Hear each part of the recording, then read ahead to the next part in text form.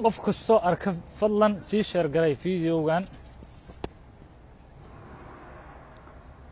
please qof walba oo soo gala meeshan ha sii share garay fadlan intaas aan ka codsanaynaa waa codsi fadlan wala sii share garay masiibada Facebook ku soo socota iyo masiibada haddaan laga hortagin wallaahi oo billaahi oo tullaahi dhul gariir baa dhici doona wallaahi dhul gariir baa dhacay billaahi tullaahi fadlan hal mar sii sheer gareeya 20kiina meesha ku jirta waa arrin xasaasi ah qofka markii bilaadanka been laga sheegayo wax macquul gal ah oo caqli gal ah oo ummadda ka dhacaysa qofka loo sheegaa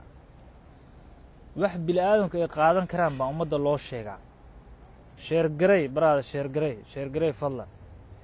ninbaa wuxuu live la soo fariisanayaa cabdixakiin xaar barkade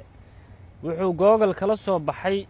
nin dhalinyaro ah oo mawliid la yiraahdo sheekadiibu ilaa ay hadda dabada ka wada gabadhii masayrtay ee ninkeeda waxa weeye ii sheeg masayr dartiis ku aflagaadeysay oo arrinkeedii la iska daayo la iska masaxay buu ninkaasu ilaa ay hadda faarfaaraya arrinkii buu ninkaasu qodqodaya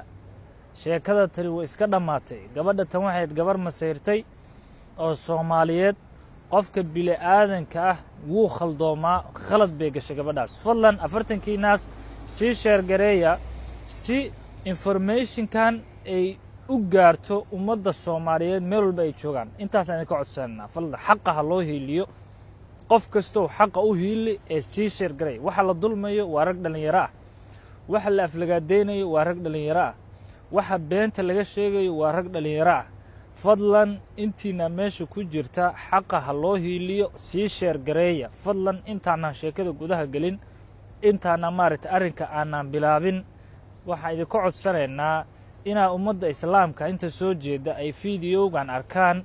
qof walba oo Soomaali ku abtirsada oo islaam ku abtirsadana inuu sii share gareeyo fawdada iyo fidmada waa inaan ka qabanaa dadka muslimka ee la dulminayo cabdixakiin ninka la yiraahdo ee curyaanka ilaahay baa ka dhigay anoo ku caayimeene ee Mareykanka jooga ee ummadii islaamka ahayd nafti u keenay dadkii muslimiinta ah ay ka baxsan waayeen maanta caawadan live uu soo galay live-ka uu soo galay muxuu ku sheegay hadaba wuxuu ku sheegay arrinkii buu daba socdaa gabadhii khaldantay ee waxa way gafka u gaftay wiilka ninkii qabay ee dhalinyarada ahaa ee sharafta badnaa ee waxa way afarta ciyaalka u dhalay gafkii ay gabadhaas u gaftay buu ninkan ilaa ay hadda sii daba jooga wuxuu faafinayaa fidmo wuxuu faafinayaa faxshar wuxuu faafinayaa wax ummadda islaamka ay ka xishooto wax qof walba uu ka xishoodo buu faafinayaa ninkani wuxuu Google ka soo saaray qofka ninka dhalinyarada bishii income-ka soo gasha buu soo saaray yar mawliid la yiraahdo wuxuu ku leeyahay laba qol bay deganayd buu ku leeyahay ninka ayaa gabadha laho iyo yarka qabay ee Maxamed Xule waxay deganayeen laba qol yarka mawliid la yiraahdo ee gabadhu tiri ninkeyga ugu imi asagoo saaran buu wuxuu ku leeyahay laba qol bay gabadhan iyo ninkeedu deganayeen ninkaana qol la siiyay lacag la'aan ma hayn sababta loo siiyay maxay tahay buu ku leeyahay haddaba arrinkaas waxba kama jiraan ninkan iyo ninkan waxay ahaayeen rag walaalo ah waxay dad ilma adeer ah dad isku qoysa rag isku family ah annaga la xiriirnay annaga information-kiisa hayna annaga maaragtay la socon xaaladooda labada nin ee dhalinyarada rag meel ka wada shaqeeyay ahaayeen rag qaraabo ah weeye afar qol bay familkaasi deganaayeen qol kamidu ninkan deganaa hadaba qol kamida buu deganaa wuxuu ka dhigay laba qol wuxuu ku leeyahay laba qol si family u gali karaan buu ku leeyahay wuxuu ummadda ka dhaadhicinayo life intuu soo galo buu dad islaam muslina oo Soomaaliyeed wuxuu rabaa inuu ka dhaadhiciyo labada nin waa isfuuleen war dad islaama tihiine ma qaadanaysaan laba nin oo dhalinyaro ah baa isfuushay nin family leh oo reer leh oo xaas dadku waa qaylaan ragga dhalinyarta Soomaaliyeed nin qof aan qaylin wuu yar yahay dadka Soomaaliyeed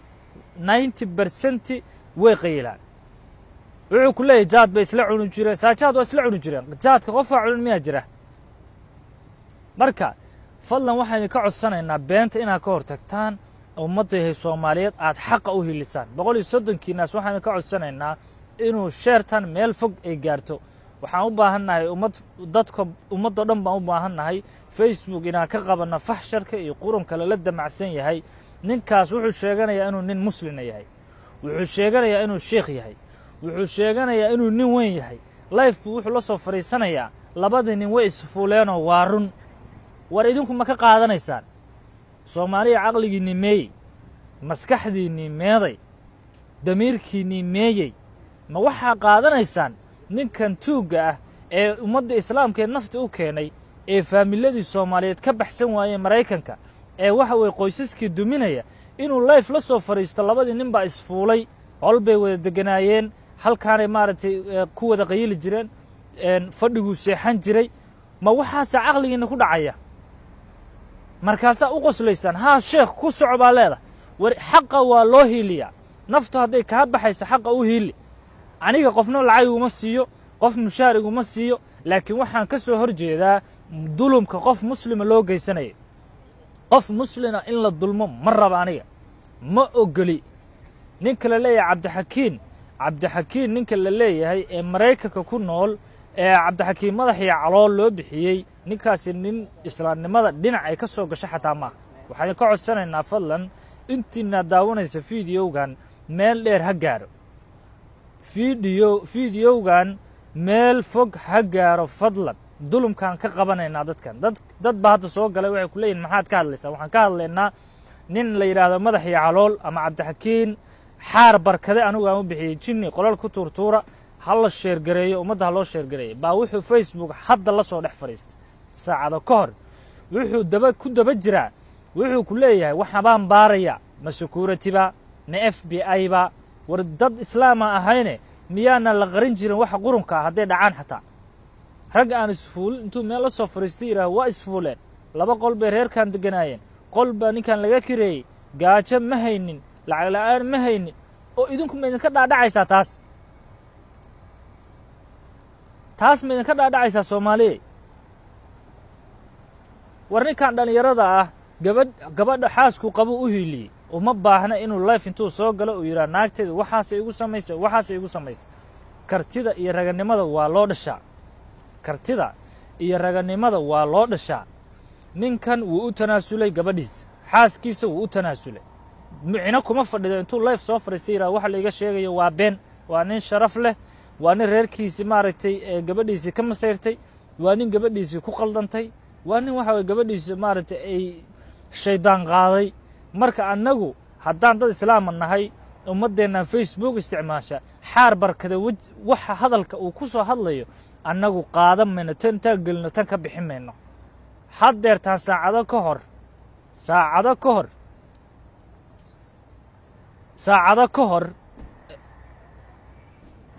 hor ninkan life buu ku jiray wuxuu ku leeyahay ninkan iyo gabadhan iyo ninkan kale ee la leeyahay lagu soo eedeeyay waa isfuuleen laba qol bay wada deganaayeen see reer qol ku wada degi karaan buu ku leeyahay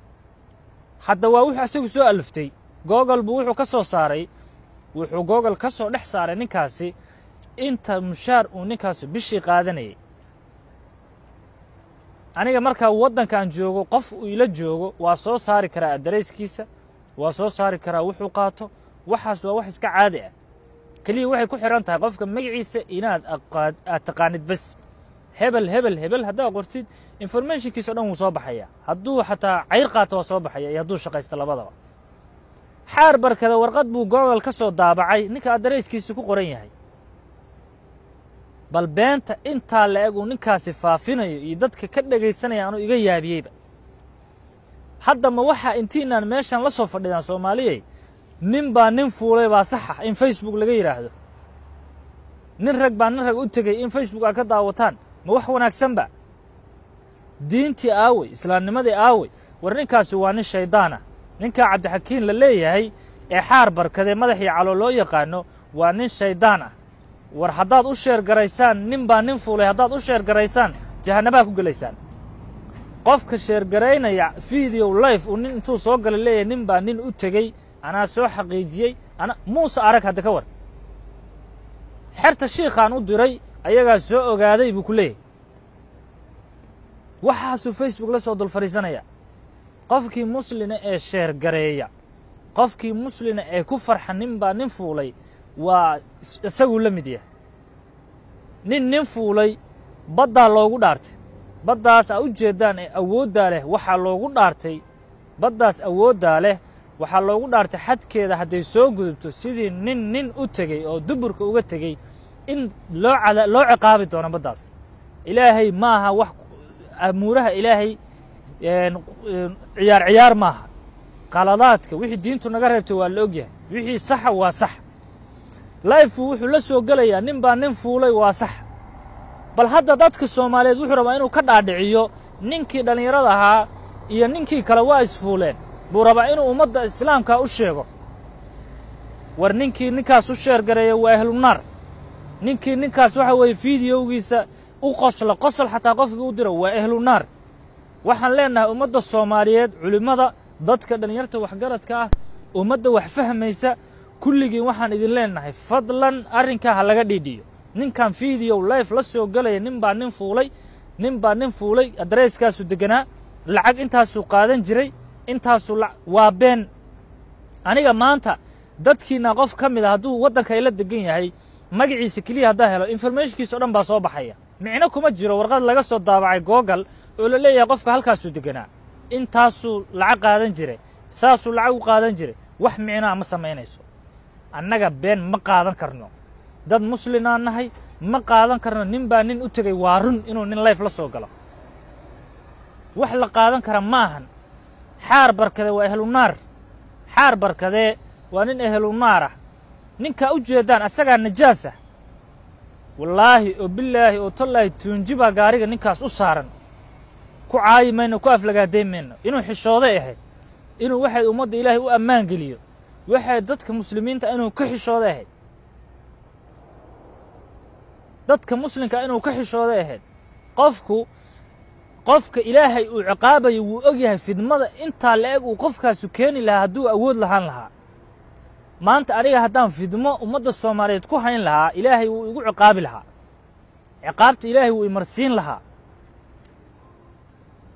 ilaahay wuu yaqaanaa qofka daalimkaa ilaahay wuu yaqaanaa qofka ummadda islaamkaa dhibaya ilaahay wuu garanayaa waa ninka dhan ee layfka u soo furtay nin baa nin fuulay waa sax war ma taasaa maqlaysaan caqligiinna ka maqlaysaan war ma taasaa caqligiinna ma gelayaa ninka layfka la soo gelaya nin baa nin u tegey war gabadha tani way masayrtay ninkeeda masayr bay ku aflagaadaysay wuu iska daayay wuu ka roonaaday nin ragu ahaa haddana inuu u jawaabo ma rabo umana baahna bal isagu waa yahay waa kanaaye masiibada tani wuxuu daba joogaa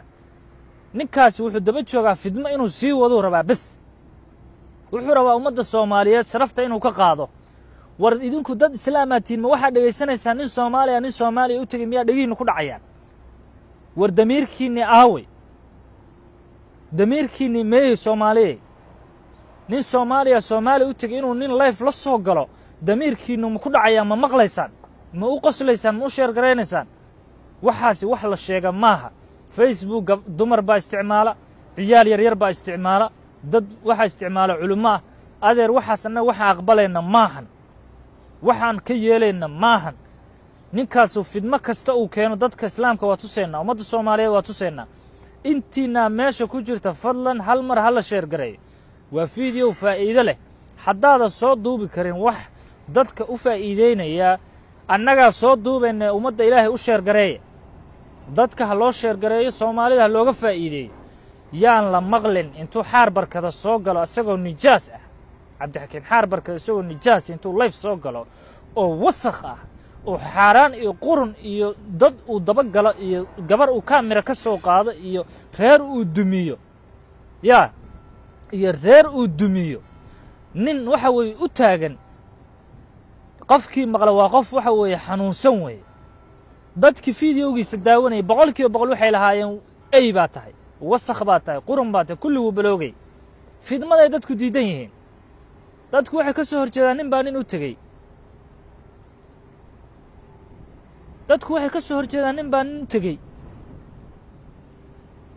waxaas waxa aqbalayna maahan ninka hadduu wax faa'iida dadka u hayo ku qabsan mayno kana waxna ku darsan mayno annagu laakiin hadduu Facebook live la soo galo ninkii gabadhiisu ka masiirtay arrinkiisu waa saxo ninka waa u tegay hadduu la soo galo wallaahi oo billaahi oo tallahi baan ka aqrisanayn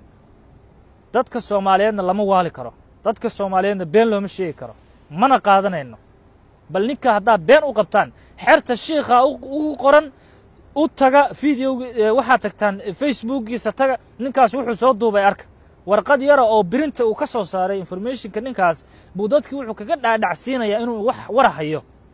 anoo halkan idin la fadhiya baan informationka asaga xaar barkade intaan hadda soo daabaco in tusi karaa oo dhigi karaa intaas u qaataa naagtaas haysa naagtaas waxa weeye kaadii xaar ka dhaqda naagtaas maaragtay u qaabilsan oo assistantkiisa u ah waa dhigi karaa aniga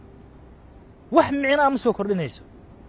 laakiin waxa aqli gal ahayn nin baa nin u tagay inuu live la soo galo waxaas wax la qaadan kara ma sharafta gabdhaha inuu caayo sharafta maaragtay qof walba muslim inuu ku ciyaaro ninkan waa dad loo soo diray dadka Soomaaliyeed inuu baabi'iyo waa nin loo soo diray ummadda Soomaaliyeed sharaftooda inuu ku ciyaaro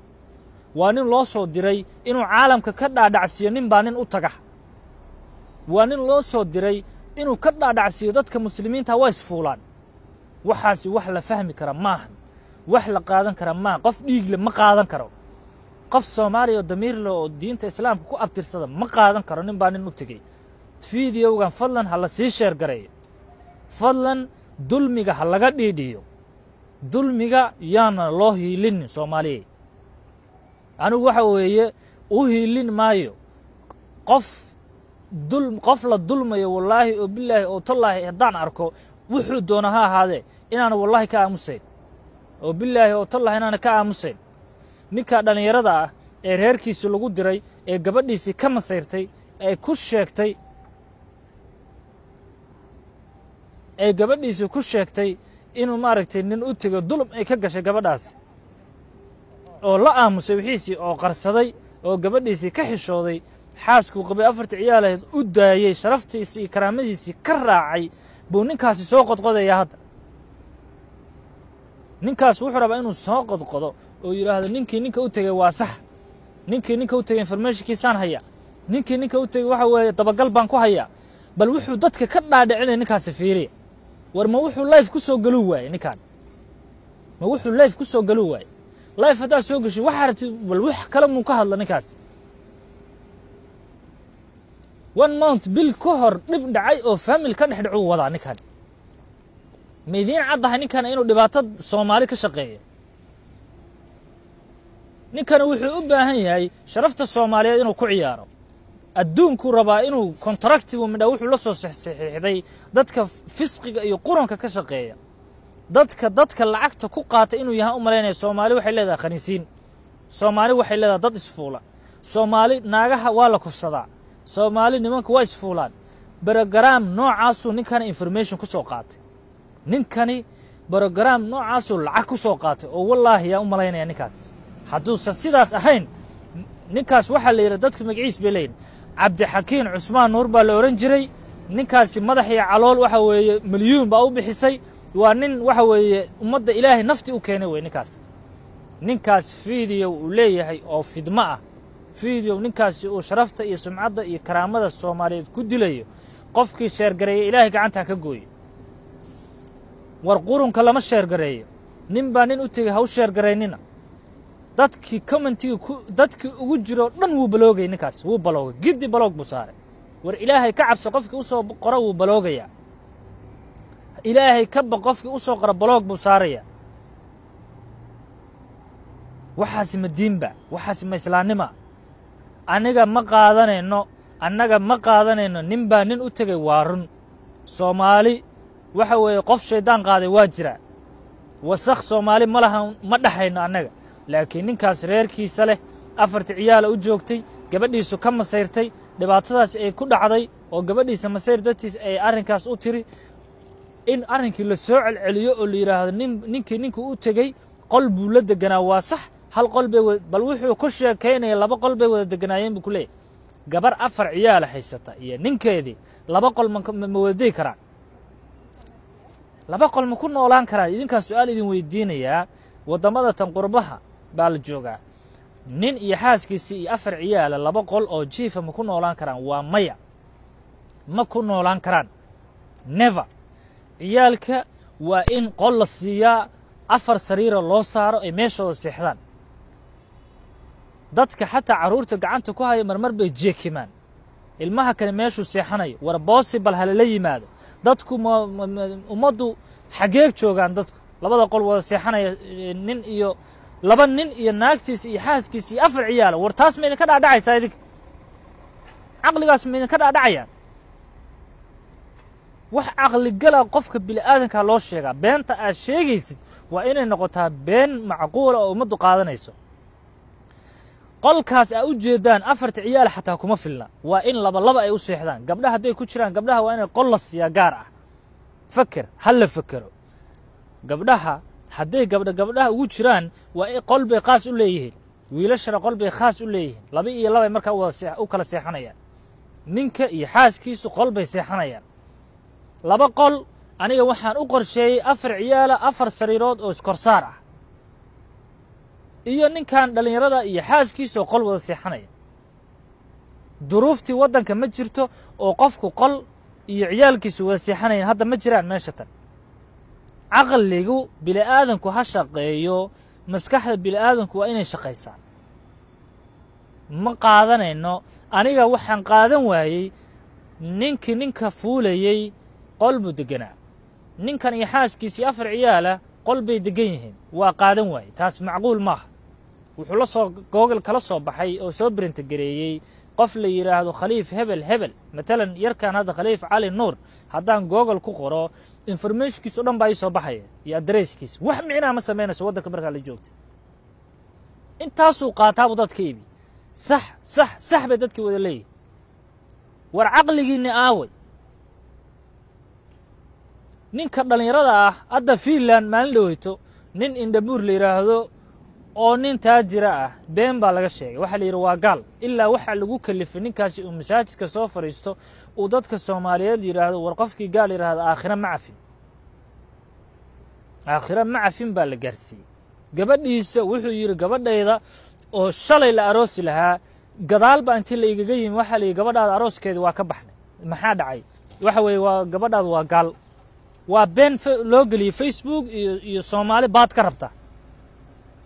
ninkan iyo reerkiisa in dhibtooda laga shaqeeyo darteed buu arrinkan u soo cusboonaysiinaya ninka la yiraahdo Cabdixakiin Xaar Barkade ummadda islaamka oo iska ka qabanaysa dadka Facebook oo iska ka celinayaan ummaddu caqli bay leedahay waa laga sheey waa laga sokeeyaa maalin kasta wax la imow annagana ummadan annaga caqli iyo maskax u ah adeer dadka ciilka u dhimanaya ee arrinkan ka hadlila annaga u hadlayna annaga runta u sheegayna waxa idin ka codsanaynaa intiinaan hadda meesha ku jirta khayrka inaad sheer garaysaan wanaagana aad sheer garaysaan xumaantana aad ka hartaan qof macquul gal ma noqonayso nin baa nin qol la deganaa xaaskiisa iyo caruurta gabadha uu qabana qol bay deganaayeen qof bini'aadan ay ka dhaadhacaysa caqli gal ma kaliya ninka dhalinyarada jaad hadduu cuno okay jaad buu cunaa meel buu ku soo qaylaa gabadhu waxay uga shakin kartaa inuu naa kala aaday ama inuu taasi waa okay wax faamilada isku qabsadaan waa meesheeda laakiin waxaan caqli gal ahayn inuu dadka ka dhaadhiciyo qof bini'aadan oo qaadanaysa ma jiraan mana qaadanayno mana maqleen intiina waxaan ka codsan inaad sii sheer garaysaan khayrka u hiiliya khayrka ha loo hiiliyo qofka fusuqa iyo qurunka ka shaqeynaya ee noocaas oo kala ah yaana fiidiyowgiisa la sheer garayn yaana meeshu joogo loogu tegin maalin walba fisiqa iyo qurunka ninkaas uu ka sheekeynayo bartanan keenaynaa ummadda islaamka annaga caqli u ah maskax baan u nahay wixii mugdi ku jiro annaga dadka u iftiiminayna annaga wanaaga ka shaqeynayna khayr baan idinkaga tegayaa fiidiyowgan meel fog ha gaaro Cabdixakiin Xaar Barkade oo ah masiibo ummaddaas Minneapolis ku nool ilaahay u soo diray fiidiyowgan ha gaaro dadka Soomaaliyeed meel walba fiidiyowgan ha la gaarsiiyo ha la sii sheer garayo fadlan intaas ayaan ka codsanaynaa khayrkana u hiiliya weliga khayrka garab istaag weliga dulumka qofka wada ka hortag ha ugu hiilin qabiil ha ugu hiilin in adeer, ha ugu hiilin walaal, ha ugu hiilin waxba. qofka la dulmayo mar kastaba ha loo hiiliyo. dulumka wax wanaagsan maahan. nin baa nin fuulay, dad islaam aan nahay ma qaadanayno, ma maqlayno, ma qaadanayno. annaga waxa weye ninkaas ma caayayno, ma aflagaadeynayno, laakiin fidmada uu wado waa ummadda u tusaynaa.